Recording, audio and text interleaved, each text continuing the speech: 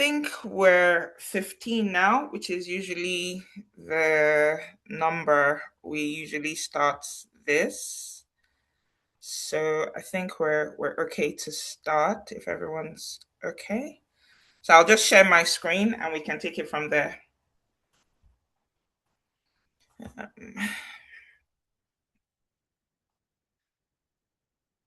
Okay. Please let me know when you can see my screen. Let me take it to the beginning and start. Um, okay. Nope. Supposed to be in the beginning. Okay. Can everyone see my screen, please? Yes. Okay. Fantastic. Hi, everyone. Good evening. How are you all doing? I hope your day has been really well. It's gone really well. So, my name is Uzo Okezie. I am a BA. I'm a practicing BA. And today I will be talking about the requirements lifecycle management, which is chapter 5 in Babok. And I don't know how many of you attended the session last month where we talked about elicitation and collaboration, chapter 4. So this is the next one. And I just thought it would be a good continuation to kind of go from there because we've obviously elicited all our requirements. So we've done all of that. Now, what do you do with the requirements? You have the requirements there. What do you do with it? So this is the next step going forward.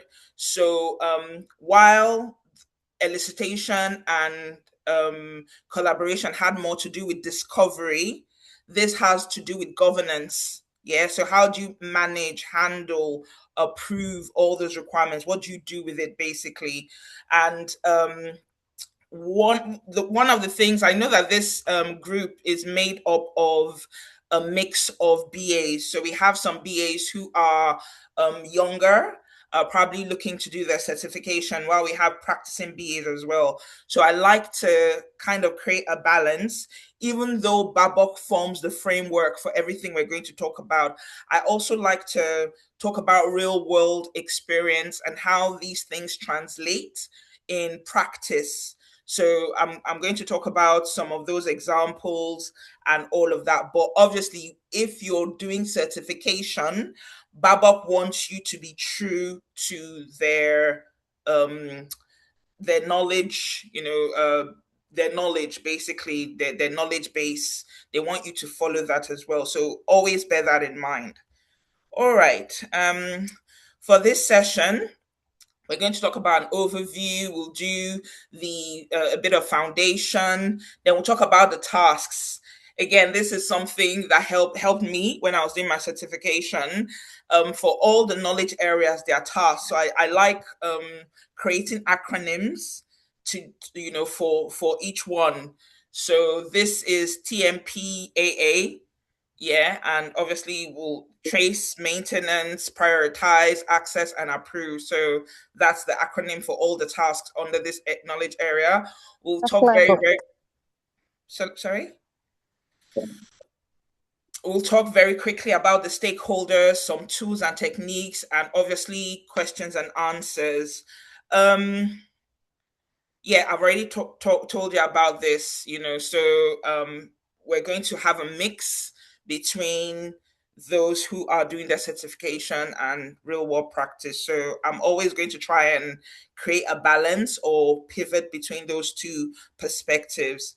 Just for a little bit of housekeeping, the chat is open. I'm sharing my screen, so I may not see if you raise up your hand. So you can feel free to unmute and ask me a question. I don't mind being interrupted. Just let me know that you have a question or you want to get some more insight into what we're talking about. And I'm happy to go back or dwell or explain, clarify, anything I'm talking about. I'm very conscious about time. So even though this slide is heavy, text heavy, I may rush through it a bit. So please, if you want to pull me back or anything, let me know. I was going to have polls. I'm not doing that honestly. There isn't time for that. But yeah, the slide deck and supporting material will be available after the session. So yeah, I'm happy to share all of that. Um, so something to think about. Okay.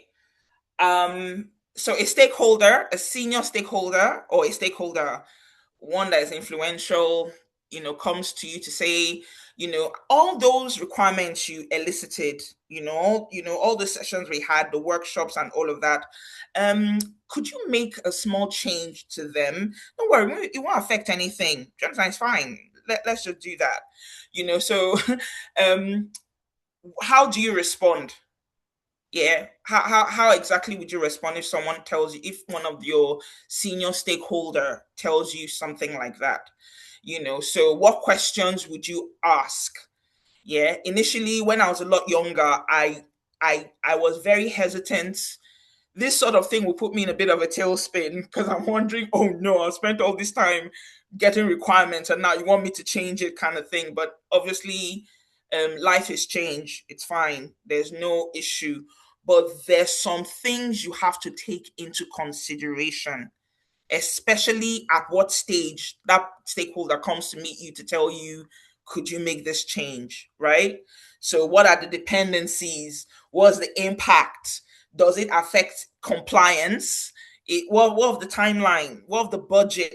So these are some things that you might have to take into consideration. I don't know if it's happened to you before, but if you're managing a project, if you're a BA on a project, it will happen.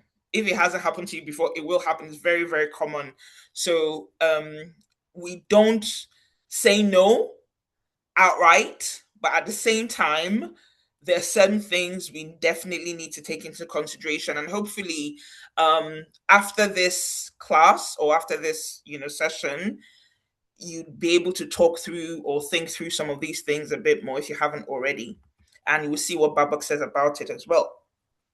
So, what exactly is the requirements? Is requirements lifecycle management? Yeah, it's the task that BAs have to perform in order to manage and maintain requirements. Right. Remember, we talked about all the requirements you've gotten. What do you do with them? Basically, that's what this is about. How do you manage it?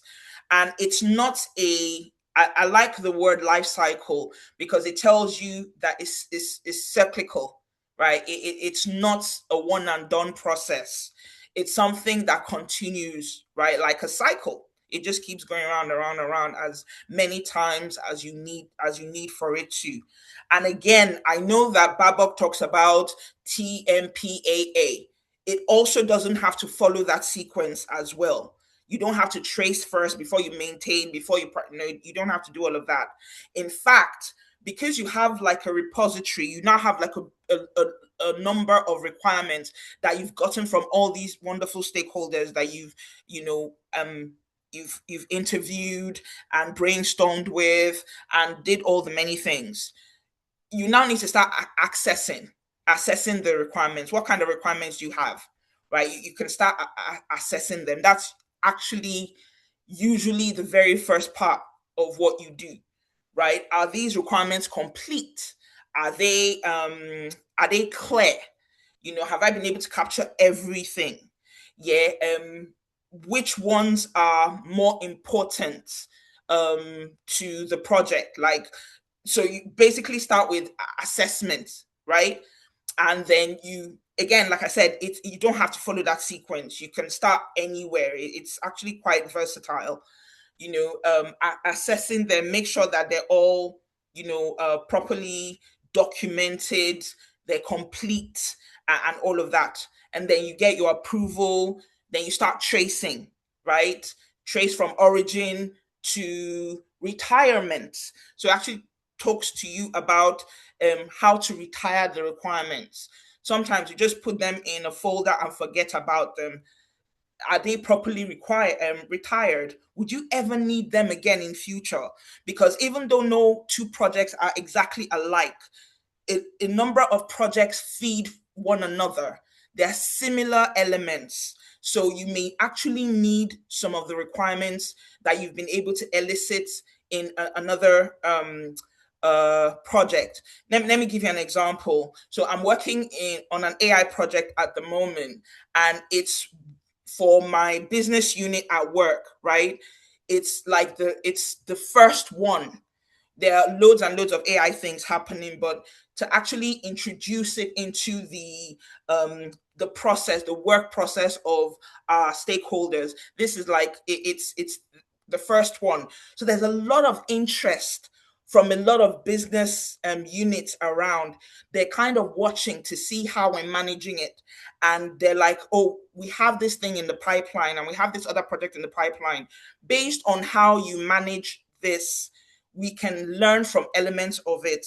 In fact, there's another country as well that has done something similar. So we even had sessions with them as well, and we're asking them for the artifacts. Could you please share some of the artifacts with us? Because we don't want to reinvent the wheel. If you've done something and it's worked, we just want to implement it. We want to take it. So you could spend all this time preparing requirements, and someone down the line would say, okay, I'm doing something similar. What kind of security requirements did you have? What kind of non-functional requirements do you have? What about your users? Can I look at some of your requirements? And you could find that those requirements continue to be useful. You're able to use them again in future. So you want to keep them in a state, not just so that you can benefit your current project, but if at any point in time you or someone else wants to use those requirements, they're available, for you to use as well. So it's really very important as well. So again, remember, this started by identifying what the business need is, turning that business need into a requirement. Then you turn that requirement into, use that requirement to develop the solution. And then once the solution has been delivered, then basically those requirements are retired as well. So again, remember the life cycle we talked about, really important. Okay, now, when you hear life cycle, sometimes you think about software delivery life cycle as well. They're all life cycles. So, what's the difference, right? It's not the same thing. Requirements life cycle and the software delivery life cycle are not the same thing. Your requirements life cycle can start long before the SDLC starts, yeah, and continue after the project, because your software delivery lifecycle it follows the lifeline of the project, but your requirements lifecycle can start before the project and still continue or end after the project has been delivered. Yeah, so they're not the same thing. Don't A lot of times a lot of BAs conflate the two or use them interchangeably. They're not the same thing. And also be very careful that you're able to understand the distinction, and you're able to separate both of them. The software delivery lifecycle, again, it's that one life cycle. So project initiation, planning, all of that, if and then right up to delivery. Your requirements lifecycle management, again, like I said, it's cyclical. It can continue many times over, right? It's something that goes on and on and on as needed during the project, before the project, during the project, after the project. Okay, so these are just some distinctions, some ways you can distinguish them. They're like oranges and apples. They're very different, right? One starts when the need is identified. Remember, sometimes when you're doing discovery, the project has not even started. The business wants to know, is this thing a viable thing? Should we do this? So you can have discovery where the BA is going to find out what the requirements were. If we were to do this thing, is there value in it? Can we do this thing? Once the business case has been created and then approved, then a project is initiated. So your requirements started long before. And then after delivery, like I said, you now have to think about, okay, so how are we going to store these requirements? Are we going to reuse them in future? All of that. Meanwhile, the project has ended. So you always have to be careful about making sure that these two things are different. And again, another important thing as well is that your requirements delivery life cycle is independent of methodology. So it doesn't matter whether you're using predictive, like your waterfall methodology that goes one after the other, or you're using adaptive, like agile or scrum. It doesn't matter. Your requirements lifecycle management is continues either way. Okay. And it's managed by the BA. So that's why it's important, right? And so again, I talked about the software delivery lifecycle. So try not to mix the two. They're not the same thing. They're not interchangeable. Okay, so now your requirements lifecycle management is broken down into 5 tasks, right? TMP, AA. So tracing the requirements, right? You now have to ensure that everything is aligned. I love business analysis because the meaning or the task or what you're supposed to do is in the term that they give it. So if you remember how you trace something, it's like you're tracing it from one end to the other. You're making sure everything is aligned, it's connected. If it's broken, then there's a problem. So you just have to make sure that from the origin, or in Babok terms, from the inception to delivery and beyond, including retirement, that trace, you're able to trace it from one to the other. And we'll go into all these things and break them down exactly, right? Because it's from business need to requirement to solution to implement development to your testing to your delivery, and everybody's happy, right? So you have to be able to trace all of that. There are obviously other elements as well, and tools that we use to do it. Whatever you're asked to do as a business analyst, don't stress yourself. There are tools to help you. There are techniques to help you. There, like, no one's expecting you to know these things from wherever. Someone asks you to do something, like, no problem, that's fine. Go and do some research, find out how to do what it is, and you're able to do it as well. So no one's it never leaves you on your own to figure things out. Once they ask you, once you're at a particular stage, it's easy to, or you're asked to do something. For the younger ones, and normally you're giving direction to say, okay, could you do this for me? Could you create this artifact for me? Maybe a requirements traceability matrix, or maybe you want to do use another tool. For some of the older, intermediate, and senior BAs, we don't need for anyone to tell us you're in a particular project. You know that this particular tool is required in this particular instance. In fact, most of the time, you're the one creating these artifacts, and people come in and they're using it. Sometimes people don't even know what they need.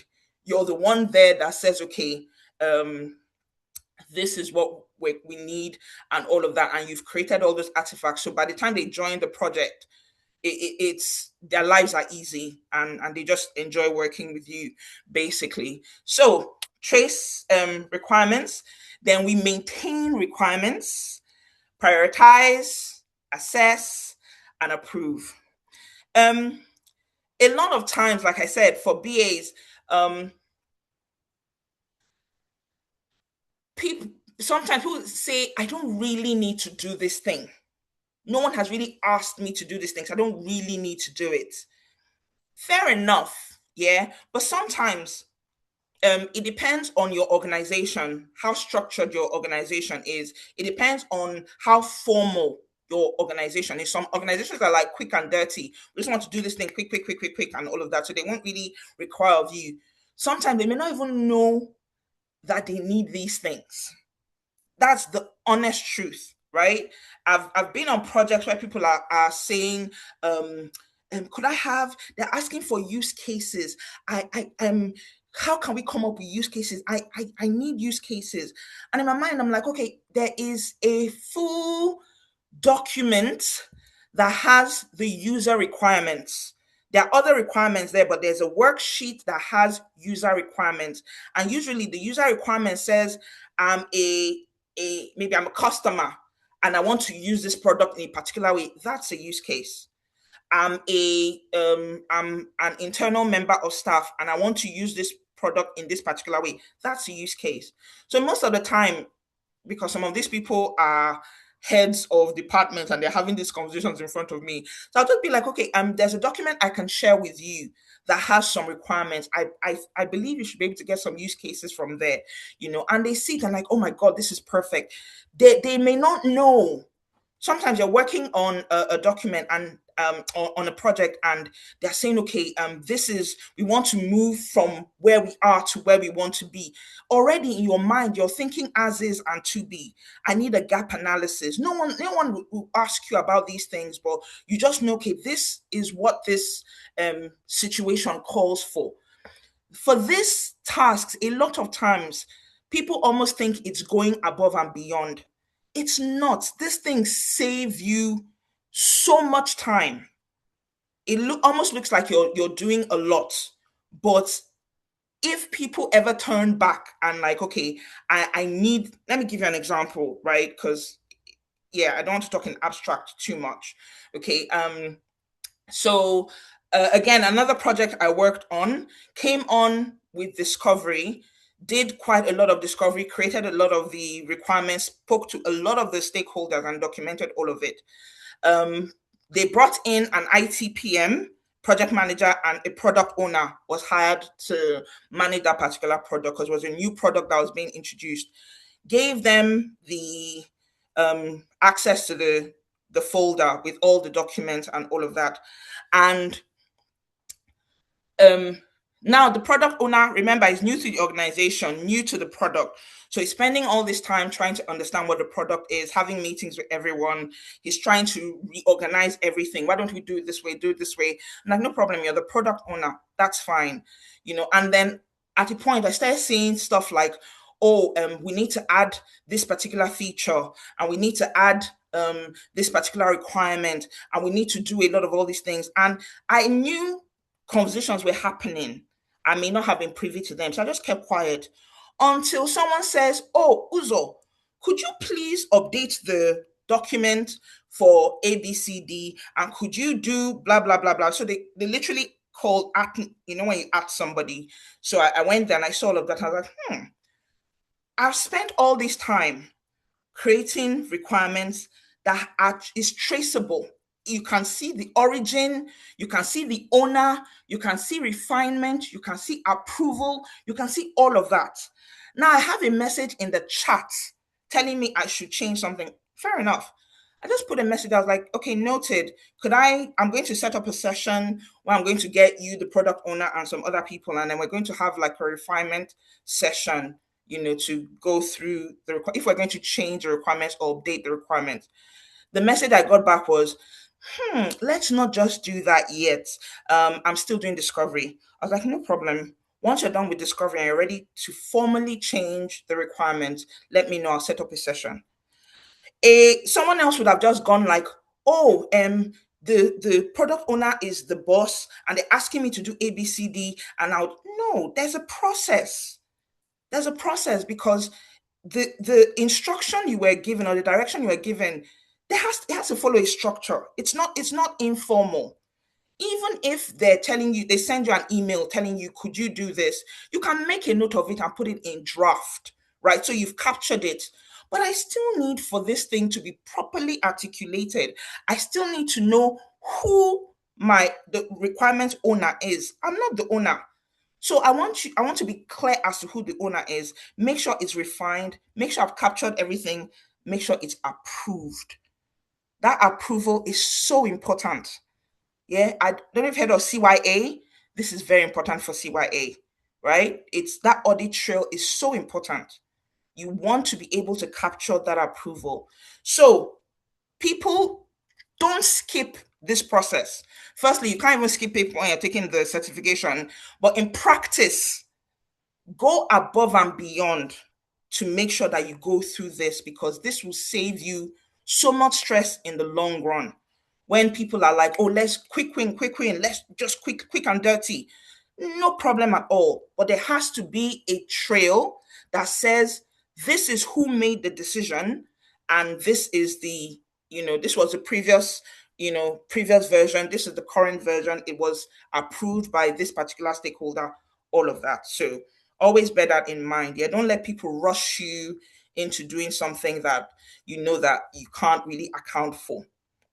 So now we're going to go to each one by one. Okay. So for the trace requirements, the reason is we want to make sure that at every level of development or the product and project delivery life cycle, the requirements and the design, the solution design are aligned. We want to make sure that we can, whether we're tracing it forwards or we're tracing it backwards, there is a line that cuts across everything, whatever status it changes.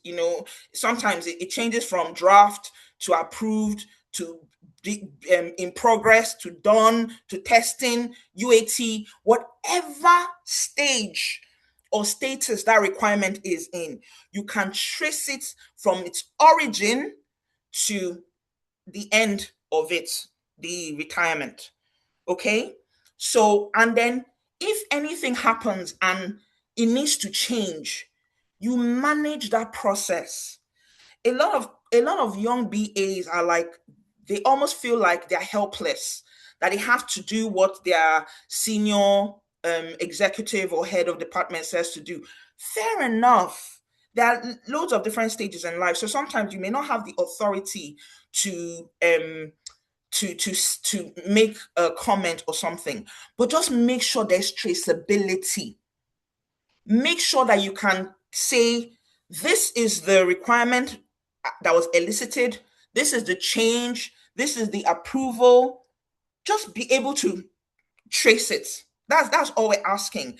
And most people, if you ask them what to do, some people are not used to working with this structure. So a lot of what we do as BAs is almost educate. So, oh, I'm going to have a session with you. I'd like to find out what your requirements are, what your needs are.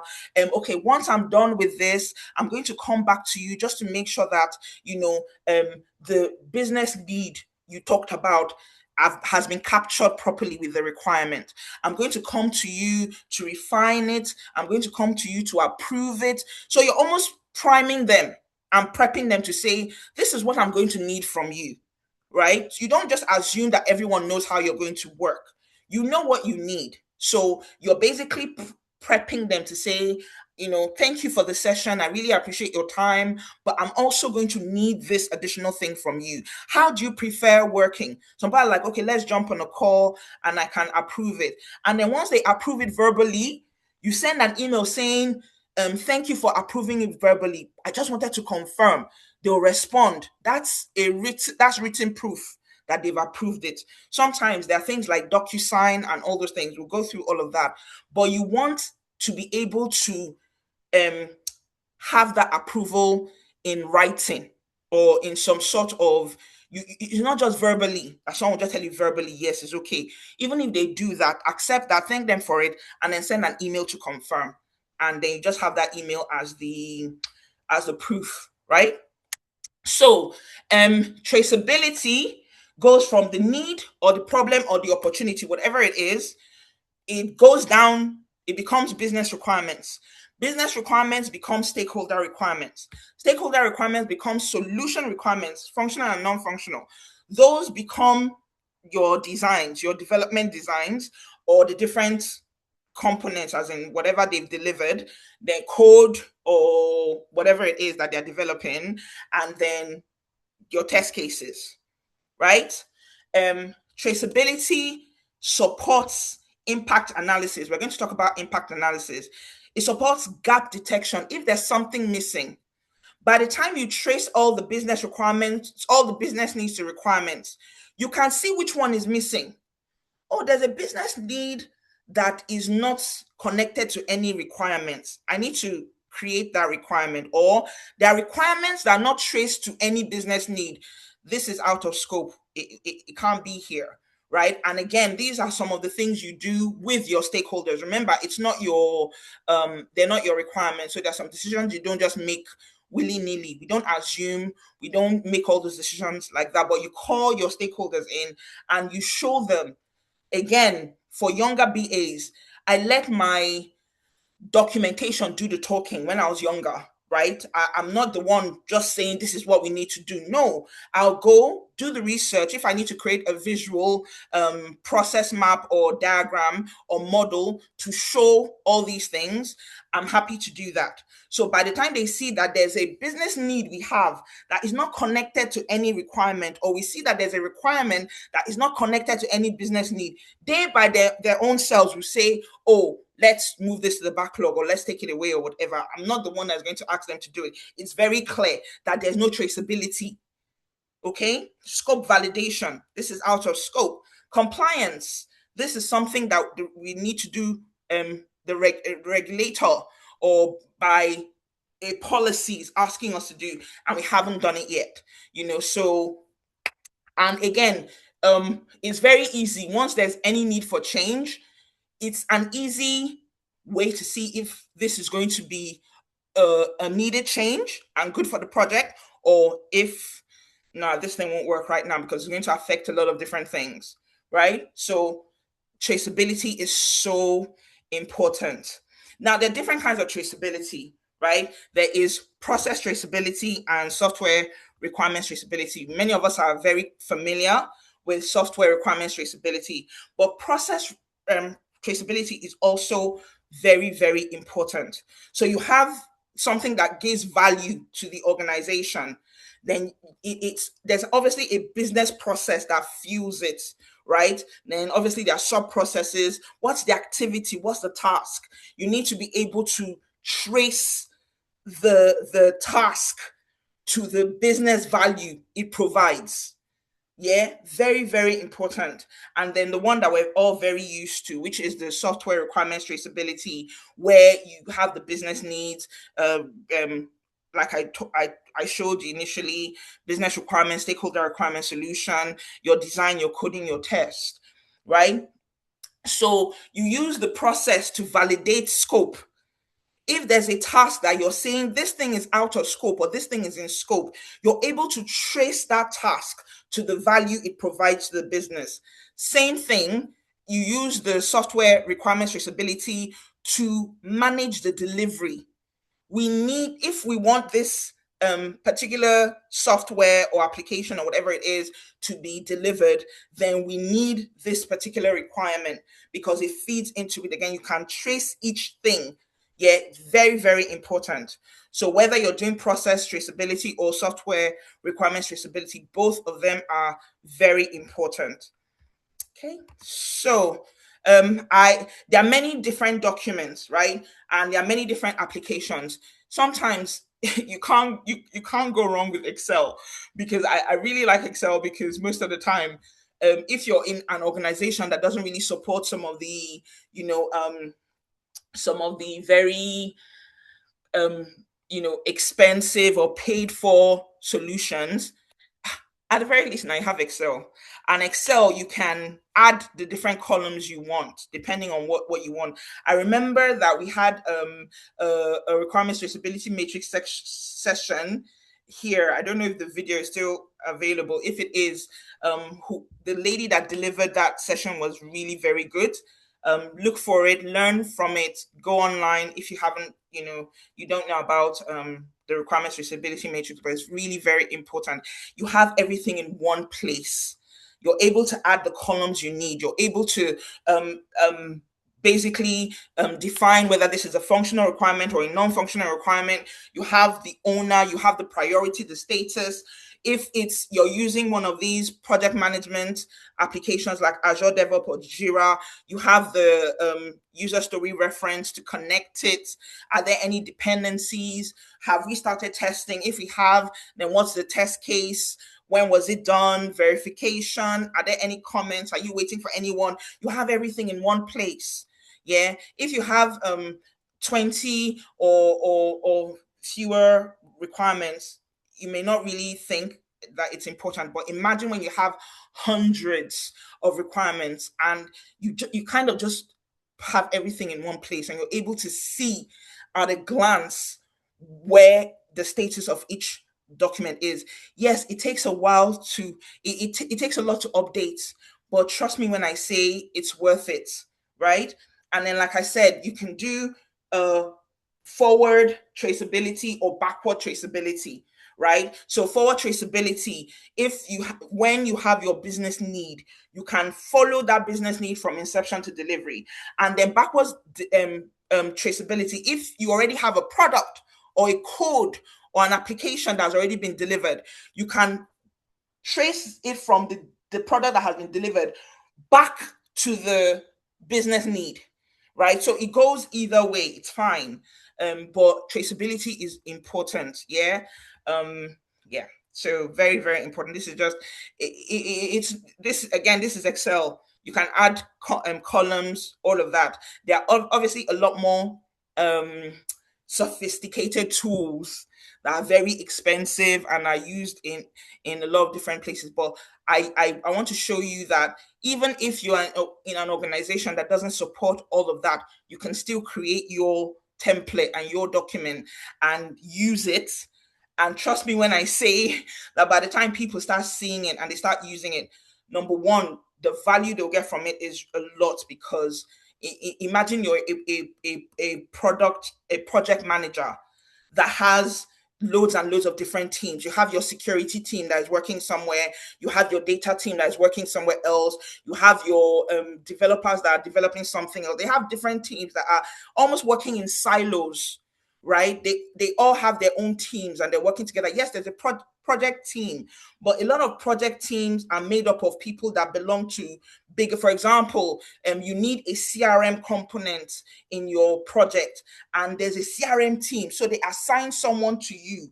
But that CRM stakeholder also has to talk about what they're doing in your project. Remember, they're part of a larger team, so they may have like a backlog of different things that they're doing as a team. But so you can use this document to keep keep track of what is happening. All these different teams together that are working separately. Yes, when you guys come together and you have your stand up, everyone talks about what they're doing, but you may not even have access to their backlog. You may have your own backlog and everything. So sometimes people are updating two backlogs. They're updating their project backlog and they're updating their team backlog as well. So when you have that, organizations can be funny, they can be structured in many different ways, but when you have this, it can be your single source of truth, where you have like all the different user stories that are being worked on in all these different teams. I can track them here. I know at one glance, how everything is going, if there's a problem, and you can basically follow through. So again, it takes a bit more work, but the value it provides is far and beyond, the extra work it takes as well. So, yes. So other important aspects um, for tracing requirements is the level of formality. Um, some organizations are not, they don't, they, or even not organizations, some projects may not really require that level of formality. They may not, a number of times, especially if it's an agile project, they may not really, a lot of people may not really follow this process. Yeah, but again, it's good to have some of these things if you can.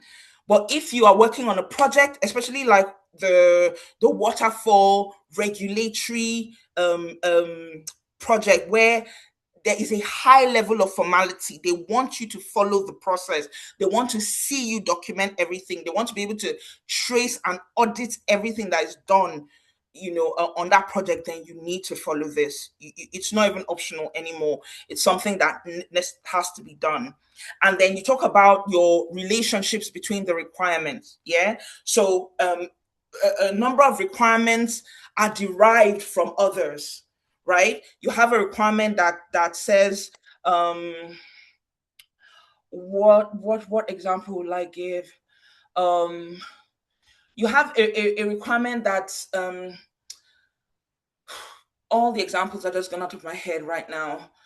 You have a requirement that says, for example, let me say, we want to have it's not a good example, but I'll just try. You have a we need an app, a mobile app for our organization, and that's the requirement. Out of that requirement comes another one. In order to access the app, we need single sign on for the users. So we need a level of security that all our users have to go through in order to access the app. If we didn't need the app, we wouldn't need the SSO requirement. But because we need we need the app, then we need single sign on and everything that comes with that app. So the security requirement is derived from the need for the app. Yeah, I hope that was a good um, analogy. Then you have requirements that depend on one another. One is necessary for the other, another one has to do with effort, right? So you have that relationship. Then you have a requirement that satisfies another one, or a solution that satisfies a requirement. Then obviously you have the test case that validates that requirement and all of that. So the requirements are there are relationships between the requirements, and you have to be able to understand how those requirements interact or relate to one another. Also very good when you're talking about prioritization. Then you have your repository, right? Remember I talked about access. So sometimes we have some of these things and we keep it on our hard drive. If you work in an organization that takes security, like they have very formal security measures, you see that a lot of people won't be able to access your hard drive. So you need to put it in a folder that everyone can access. That could be your project repository. Maybe you're using SharePoint or you're using a different repository. Put it in a particular folder and then give all the project team or stakeholders access to that document, because it doesn't really help you if it's in your OneDrive or your personal system. So you need a repository. And even after delivery, remember we talked about reusability. Where is that going to be in? I was working on a project, and there was a security component, there was a data component, and there are teams in my organization. So I reached out to them and I asked, firstly, I'd like to work with a security SME for this particular project, but do they have some security requirements that are common throughout all the projects, rather than me trying to come and think of requirements for security? There's a department that handles security. Of course, there must be some security requirements that apply to every part of the organization. So, do you have those requirements? I know that there are requirements that are specific to the project, but there are some that apply to all of them. Give me those ones. Let me use them as a starting point. Same thing with data. Give me those ones. And they gave me their documents. So they must have, or they gave me access to it. So they had a repository where they had, for any project that is working on, these are security standards, these are our data standards, these are the regulatory requirements that have to go with all these things. I didn't have to start coming up with these requirements from scratch. Yeah, so you have to have a repository where not only is it accessible during the lifetime of the project, but even afterwards, it could be a project that people have interest in. You may not even know. I don't know if I told this story in the last um, session I had, but again, as part of my um, discovery, I went to a solution architect who was working with an application that I was going to be working with. So they have some experience in it. So I wanted to understand, how the application worked, what the challenges are, all of that. In the course of doing that, because I was asking, so are there, thank you very much for, the information. It was really very valuable. Are there any materials you can share with me that have to do with the application and how it works and all of that? The guy shared a few documents with me, and I said, actually, there's another one. since you're working on this particular project, there's a requirements document that I'll share with you that has to do with it. Do you know this guy shared my document with me? Document that I had produced and shared with the stakeholders. Somehow I had gotten to him and he shared it back to me. He didn't know it originated from me. He didn't know I'd worked on it. I just told him thank you and I moved on. So you don't know where your documents will end up when you make them available. People need a lot of all these things and they share them, and so the way you keep your documents is really important. You don't know where it's going to get to um, in future. Okay. So, very quickly now, I'm very aware that time is of the essence. Like I said, this is really text heavy. So, I'm going to go really quickly, but you're going to have these materials and you can take your time. And then all these things are in Babok. I haven't even touched the surface of Babok, but I kind of wanted to touch through some of the requirements and especially talk about how it is in practice. So, maintain requirements, very, very, very, very, very important. Sometimes after you've gotten the requirements, people come and they want to make changes. It's important that you maintain it. Changes are okay, right? If especially if you're working on a project and things have changed, maybe new regulation has been enacted, or the particular situation or circumstance that was in play when you created the requirements has changed. Of course you need to amend it. That's fine. That happens. So you have to make sure that the requirement is up to date, right? And then you have version control, so that way you're able to, when changes are being made, you're able to track them, right? It's not that people come willy nilly, especially when you make your document available to people. Sometimes people come and change things. It's important to have version control, and okay, this person changed this and blah blah blah and all of that, so you're able to track all of that. Then, as we all know, requirements have attributes. Sometimes they change, sometimes they don't. There are some things that have to change. For example, excuse me, the status of your requirement. Has it been refined? Has it been approved? What's the status? Some things don't change, like the identifier, your unique identifier. Each requirement has its own unique identifier. Those things don't change. So you have to maintain them so you're aware when something changes as expected and when it shouldn't change or doesn't change.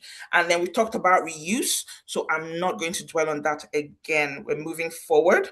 These are just some of the things that can change and circumstances when they change. Your unique identifier does not change. Make sure you keep your IDs straight, and that doesn't change. Basically, who the owner of the requirement is, it rarely changes. When you've gotten the requirement from somebody, you've gotten it from that person, right? That stakeholder, that document. So that rarely changes. It could, but it rarely changes. In some circumstances, if you got it from the head of a unit and whoever is the head changes, then the person sitting in that seat may have changed, but you still got it from the head of the department, right? So you carry them along to say, okay, this is what we're working with and all of that. So priority, yes, obviously it changes. Your status changes, complexity, sometimes all of that. So these are some of the different things that change and some things don't. So you have to maintain it. So you're keeping track of what is changing and what isn't changing. And that doesn't mean you need separate documents for them. It's the same document, but you're just amending the things that have changed and things that haven't changed from the same repository as well, or the same documentation you have. So it doesn't mean that you're creating a new document. Moving over to prioritization. So this is basically ranking the requirements in order of whether it's importance or delivery effort that needs to be done, right? Which is the most valuable one, and which one, what are the different dependencies, right? Relationships, and you prioritize based on benefit. What is the benefit to the organization, right? Is it something that is highly sought after, or is it something that isn't? We could take it, we could leave it. Penalties, another one, Remember, again, as BA, sometimes you don't need to convince people. Basically, you're like, if you don't do this though, this is the penalty, this is the whatever. No one needs to tell people to get it done. So cost is another very important one. Risk, what's their risk appetite? Some people are happy to risk accept some things, some people are like, nope, we need to get this thing done. What are the dependencies, time sensibilities, regulatory and benefit or penalty? These things are not singular, or they don't stand on their own. Um, some of these criteria can work together. For example, there's a regulation that if we don't do this particular thing, we'll be penalized in this particular way, all of that. Or there's a time sensitivity, it has to be done by this date. We can't move it forward without incurring cost or whatever. There's a risk that if we don't do it, our customers will move somewhere else. So, all these things are things that you can document and put your recommendations on, and the relevant stakeholders will make their decision. Okay, so some challenges. Um, Prioritization not is not one and done, not even a little. Okay, so again, remember the example, the exercise we get. Oh no, actually, that wasn't the exercise. So if you are, whether you're a new BA or your practice, and you've attended BA interviews, you know that one of the most popular questions they're going to ask you is, how do you manage conflicting stakeholder requirements? It's such a popular question that if you're preparing for an interview and you don't prepare for that, you're shooting your own self in the foot. It's just so common, right? Sometimes they ask you that same question in multiple different ways in the same interview because it's so important. One of the things I realized as a BA, because a lot of the people that have this information are people that are higher up, not always, but a lot of times you're dealing with people that are senior. It's important you understand stakeholder management and how to manage when priorities are conflicting or competing, right? So you have to be able to manage all of that, and sometimes you don't manage it, but you don't tell people this and this. No, there are many ways to communicate. And as a BA, you have to be, it's good to be vast in many of them. I'm not going to tell the head of the organization that this is what you have to do. No, you present data and let them make their choice. And the choice is usually very obvious. Okay. Or sometimes you bring them in the room. They may not be aware of the other stakeholders' perspective. Sometimes you may need to talk about trade-offs. No problem. We're happy to do this, but this is the cost of doing it. There has to be a trade-off, right? If you want us to do it in this particular way, then either we need to extend the time, or we need to reduce the scope, or we need to, there's something has to give. Okay, so that's where negotiation skills come in, communication skills come in. You're telling me without really telling me, So it's important to be able to manage competing or different stakeholder needs or priorities, right? And then sometimes they may not always agree, right? They may not always agree. At that point, you just note it down as a risk. There's a risk that I have identified here that these guys are still saying, let's go ahead and do it. No worries. Is it my what was my own? But let's note that this has now become a risk, and we'll just track it basically. Or when they tell you everything is urgent, no, no, no, no, no, we have to get it done. That cannot work. There's no project that all the requirements are delivered at the same time. It's not possible. So you have to also communicate the fact that everything cannot be urgent. We have to do one after the other now. You can't there's no project that delivers all the requirements at the same exact time. And that tells you that all of them cannot have the same level of importance or priority. So let's, you know, um, do up the fact that you make one lower doesn't mean we're not going to deliver it. We're going to. It's just that we have to do one after the other. So could we talk about how that process should go, and then they'll re they'll reassess and give you the information you need. And obviously, like I said, it's a continuous thing. So things happen, and you may have to reprioritize. Something that wasn't a high priority in day one becomes a high priority, or vice versa. So you always have to be aware of that. And then, depending on what approach or what delivery methodology you have, whether it's predictive or adaptive, that can also affect the prioritization. For example, predictive methodology, you have to finish one before the other. It just goes one after the other. You finish one stage, it's signed off on. You finish another stage, you sign off on. That's how it is. Adaptive is continuous. It's a continuous thing. It's iterative. You just keep going. You know who the decision makers are. Very, very important. Tolerance for change. Predictive, they don't like change. It's not like change cannot happen, no, but most of the time when there needs to be change, there is a very formal change process that people have to go through. People are not going to drop a message in your teams to tell you change this thing. It will not work in a predictive project that is working with a predictive approach. There has to be, before the project even starts, we have to document that this is our change process. These are our documentation. These are the signatories. This is everything that needs to be done before you change anything. You can't know, but you have to follow this process. So, obviously in agile or adaptive methodologies, change is, but even at that, there should be a change process, right? It's just that it's more welcome, and then there are obviously different mechanisms to doing it.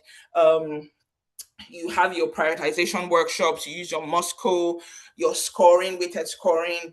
In adaptive, use your backlog management that we heard about last week, or sprint planning. That's a good way, or good one of the methods to um, do that. Okay, so moving over to access requirements. So this is basically your assessment task, where you're looking at the requirements or the proposed changes to the requirements, and you want to make sure that they provide the value or they increase the value. If they introduce conflict, is managed. If there's a risk that is introduced, it's highlighted and managed, and all of that, right? So this step is a step that feeds into a lot of the other steps, right? The assessment task, really very important.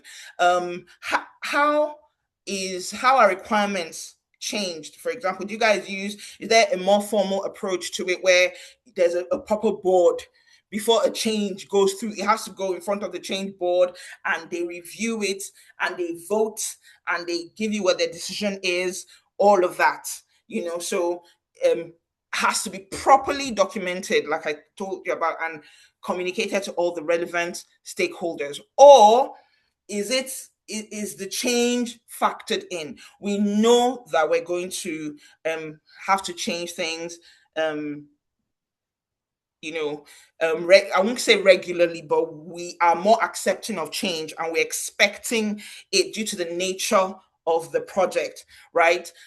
So again, you have a product owner or your project sponsor who's responsible for it, and they are the ones making the change decisions.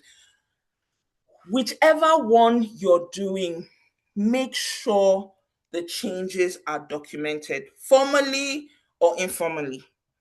Yeah, BAs, let this be my personal whatever to you.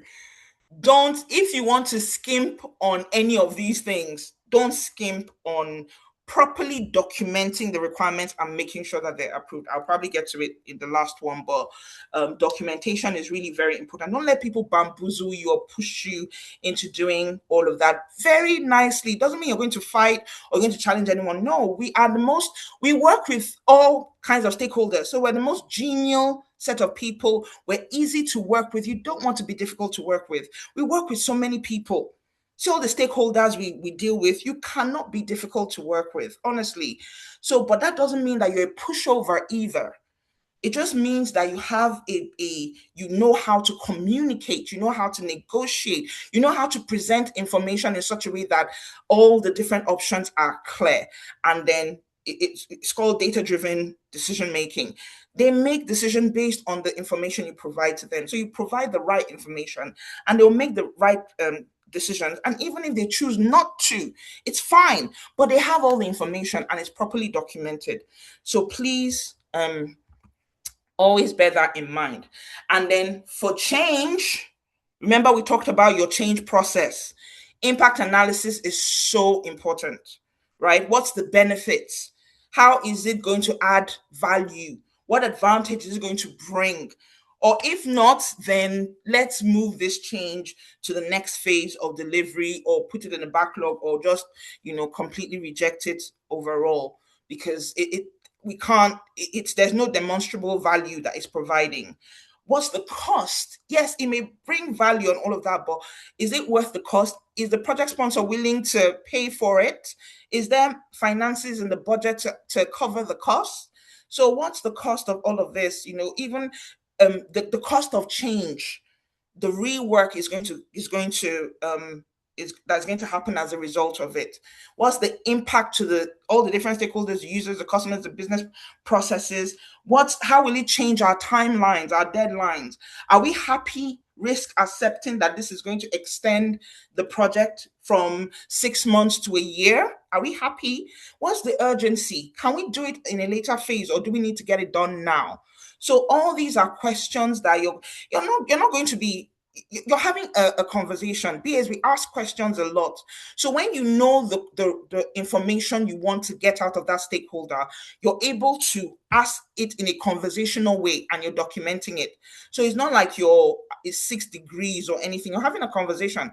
Oh, you want to jump? Fantastic, no problem, that's fine. Can I just ask, what is they may not even know. You may need to go to an SME, someone who is a what they call it now, a subject matter expert, to give you some of this information, and you present it to the stakeholder who has asked for the change, so they have that information and they're able to say, yes, I'm happy with it, let's go ahead, or no, then it's not really what I thought it would be, maybe we can shelve it for now and revisit it later. Okay, so I know I'm not supposed to have favorites, I know, but this is this is my favorite task under this. The approving one, because this is when people that are really serious about what they're doing. Honestly, you just know. If you're not willing to approve it, then let's chill, because your name is going to be there. And remember, not every stakeholder who gives you a requirement is authorized to approve it. So you also you have to be very clear. It's not the fact that this person is the owner that means they are the ones approving it. So all these things are things you have to establish. um I know we don't have time, but there's a very nice tool you can use to help you do this. Anyone know what tool that can help you understand the different stakeholder roles and who is able to approve stuff and who just is, just needs to be consulted? Anyone? No? The RACI. If you have your RACI, it helps you understand who the stakeholders are. So the fact that I went to a different stakeholder and I got requirements doesn't mean that stakeholder, it may be, but it's not a foregone conclusion. It's not something you have to assume. You have to establish who is responsible for these set of requirements. It happens all the time. Some people that have the approving authority may not really know the nitty gritty of what needs to be done. And you want that process, you want that integrity, you want the detail. So once you're done with the detail, you can, and you've refined it with the owner of the requirement, you now take it to the approving stakeholder and they'll approve it for you. So that's also very important to understand the roles. We've already talked about conflict management. Make sure you plan for it. It's going to happen. If it doesn't happen, that's the exception, not the rule. The rule is that conflict will happen. The rule is that issues will arise. So plan for it before it happens. So you're not, caught like a deer in headlights and wondering, how did this thing get away from me? Yeah. And if at any point I'm working on a project, like I said, product owner has joined in. We had nice ways of working established. We had all our artifacts, came in, like, no, this is how I want it to be done. Oh, we want to deliver it using Azure DevOps. Oh, no, I don't want to do it that way. Basically, I don't want to do it that way. These are the business requirements documents. I prefer when requirements are not in this format. So there's just so many contradictory things. So it's like, okay, do you know what? Yeah, can we have a meeting? Because, like I said, he's new to the organization, so he's still learning, still doing his discovery. Can we have a meeting where you tell me exactly how you want this to run? Because if I'm here to support you, but I can't if I don't understand our ways of working. So it's obvious that the ways of working we had previously doesn't, you're not happy with it. Can we have a conversation regarding it? So we're having a meeting and we're going to agree on our new ways of working, and that's what we're going to do. So rather than everyone being frustrated that, oh, things are just changing, and oh, no, I'm not. See you, it's not, I'm not going to stress. I know what my role is, and my role is not to carry things on my head. But if you're saying that this is how you want to work, let's agree, let's be aligned. And then I know how to trace my requirements. I know how to refine them, maintain them. I know how to prioritize them based on what you believe, because there's some things we have thought were in scope. It's now moving to phase two. We now have an MVP. So, okay, fine. What's in the MVP? Let's prioritize. And then once we're done, we'll approve the requirements. So make sure you understand your stakeholder roles. You know how to manage conflict. You gain consensus from your stakeholders, and you track and communicate approvals. Once you've gotten it, you communicate to everybody that this is a document.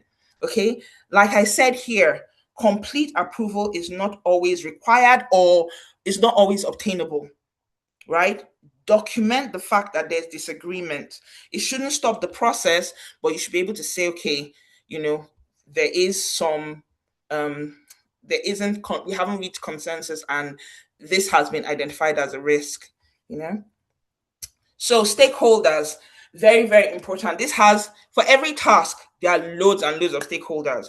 Again, your RACI helps you know who your stakeholders are for the each of the different tasks, and who has consulting, informing, supporting, who is responsible, who is uh, um, who is going to approve, the requirements. Okay, so these are just some stakeholders. There are loads, honestly, didn't scratch. Babok, again, like I said, is your friend. Okay, so requirements lifecycle management in practice. Tools will change. Okay. So again, looking for your next role. When you talk about your competencies and you talk about even the tools and techniques in Babok, there are some actual tools that are used in the market, and you have to weave them into your narration as to how good you are. So don't forget the actual tools of the job. If you use Confluence, if you use Atlassian, if you use Azure DevOps, Jira, Miro, whatever you use, make sure that you're able to talk about it. Of course, I still put things like Excel, PowerPoint, Word, all of that. So I know that there are a lot funkier tools, but at least I know the basics, right? And like I said, in a pinch, Excel works fantastically well.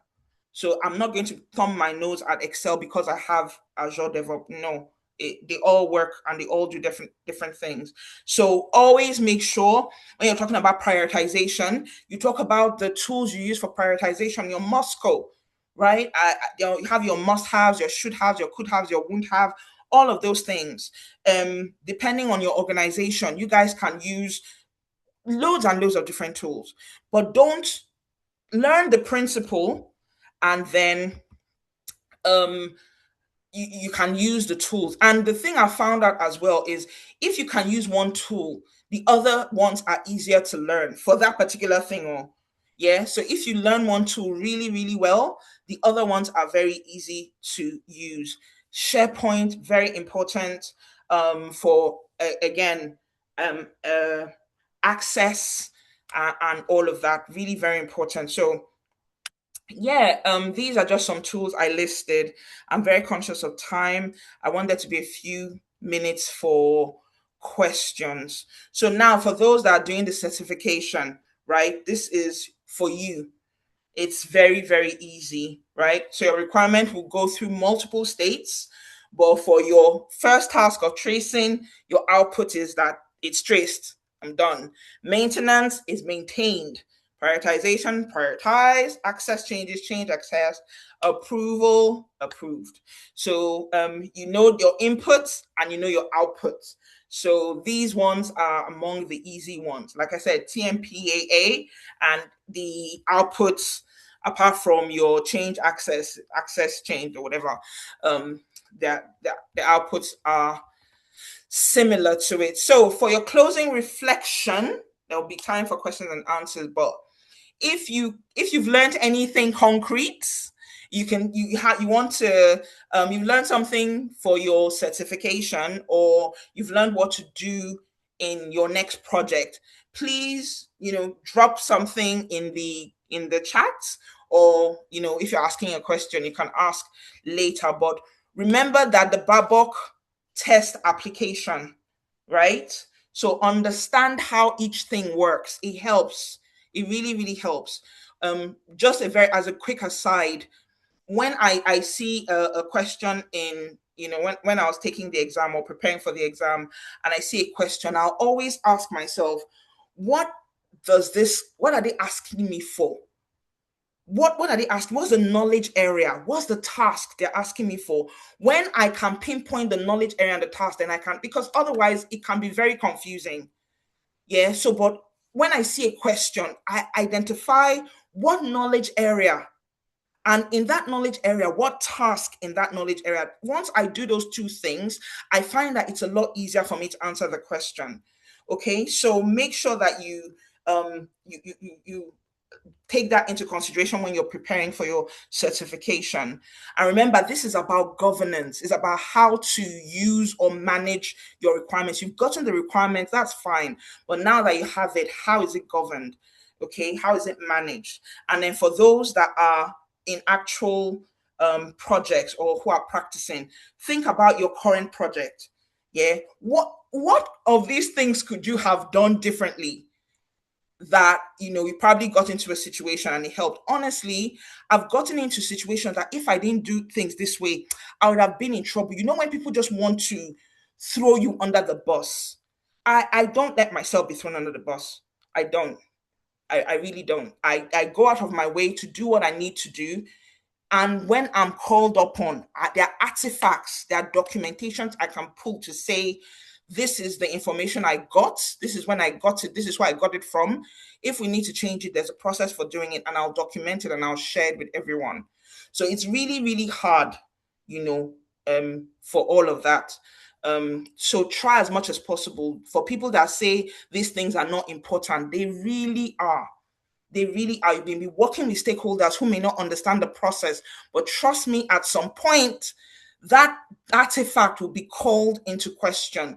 They're going to ask for it. They're going to ask for something that if you present that document or that artifact to them, the answer will be in there.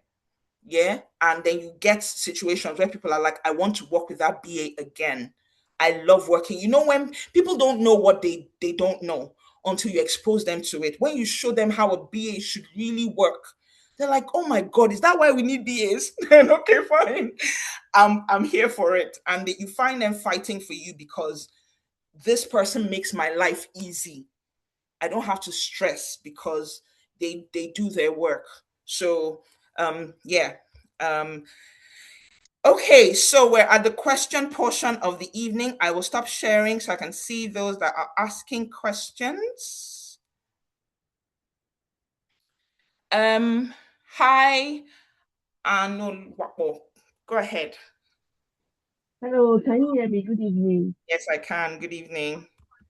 Thank you for that question. It was knowledge part. So I am currently running a PMP tutorial, and I see that most of the things you speak to about BA is kind of similar to what project management stands for. So I want you to help me compare and contrast what a PM and a BA is, because everything you said is what PMP or project management also captures. So I'm just saying, can you just help me clarify the difference between the two roles? Okay, so I may not be able to give you a full description. It might be a situation where you have to research, but I can say that some of the things we do are interchangeable. And it's not just peculiar to only BAs or only project managers. There are a lot of different things we do as BAs. We do wireframing, we do data analysis, we do a number of different things. And I keep telling people, keep learning, keep growing. But when you go online and you want to learn a skill, for example, gap analysis, don't just put in gap analysis for business analysts, because a lot of other people do gap analysis, right? So put in the one specific to your role. You find that in IT, there are a number of different things a number of different roles that do the same thing. I work with PMs all the time. And the more knowledgeable the PM, the better for me. And sometimes we have a situation where we're like, we have to do a RACI. And the PM says, oh, I've done it. Could you review it? And then we have to do a stakeholder matrix. And I say, oh, I've done it. Could you review it? If I don't do it, they will do it. If they don't do it, I will do it, because a lot of times the roles are different. But having said all of that, the project manager is responsible for the project. So they're responsible for the success, the running the project. I'm not a project manager, so it's very hard for me to define.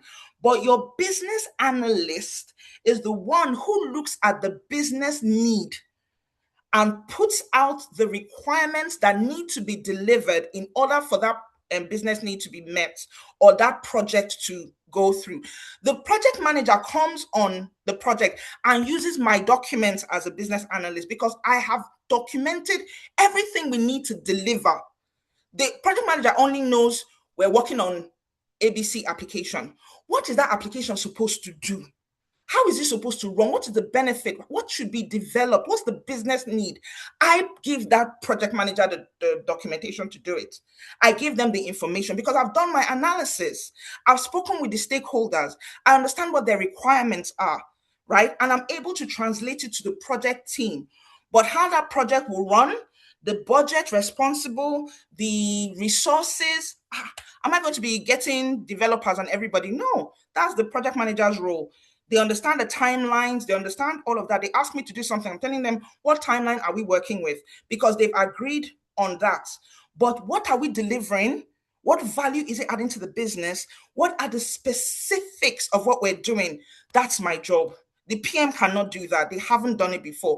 If you tell them to do it, that project will be stuck because they don't know, they don't have that information. But I provide the information to them. So while there's some things that are interchangeable in our role, in order for me to do my job, I need to understand who the stakeholders are. In order for the project manager to do their job, they also need to understand who the stakeholders are. But the way we relate to them are different. But we need to understand who is approving, who is the project sponsor, who is my project team. We need to have that same information. So if I don't do it, the project manager will do it. But I'm not waiting for the project manager to do it. I need it for my job. So I also do it as well. So if you find a project manager that you work very well with, you guys, the responsibilities can be interchangeable. But there's some things that only you can do and some things that only them can do. Again, very very short and sweet response. I'm pretty sure the PM book and all of that will give you detailed information, or even go online to research it. But just in a short summary, I think that's the difference between who we are and what we do. I hope that helped. So Yes, it does. Thank you so much. Thank you. You're welcome. Any other questions?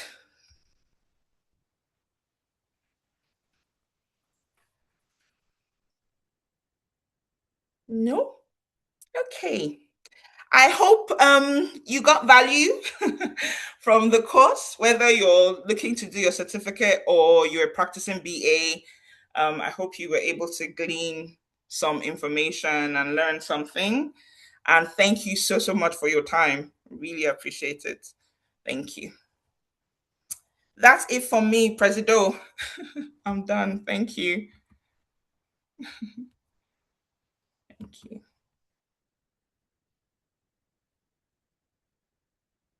Thanks, guys.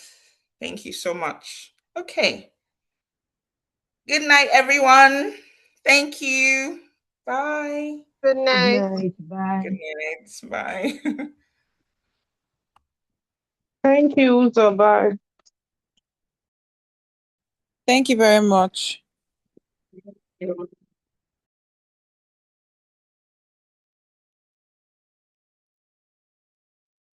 Oh,